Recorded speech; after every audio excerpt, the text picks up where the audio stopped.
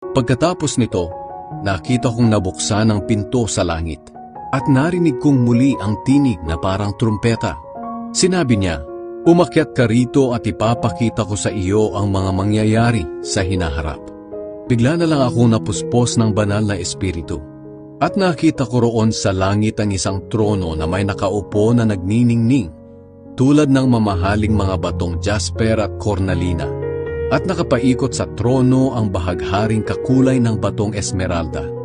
Nakapaligid sa trono ang 24 pang trono, kung saan nakaupo ang 24 na namumuno na nakaputi, at may mga koronang ginto.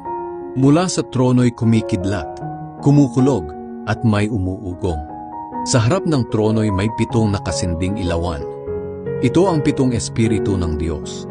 Sa harap ng trono ay mayroon ding parang dagat na salamin na kasing linaw ng kristal. Nakapaligid sa trono ang 4 na buhay na nilalang na punong-puno ng mga mata sa harap at likod.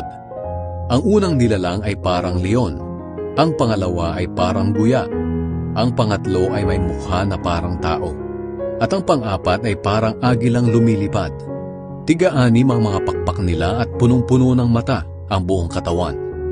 Araw-gabi ay wala silang tigil sa pagsasabi ng, "Banal, banal, banal ang Panginoong Diyos nating makapangyarihan sa lahat. Siya ang Diyos noon, ngayon at sa hinaharap." Habang nagbibigay sila ng parangal, papuri at pasasalamat sa nakaupo sa trono na nabubuhay magpakailanman, lumuluhod at sumasamba sa Kanya ang 24 na namumuno.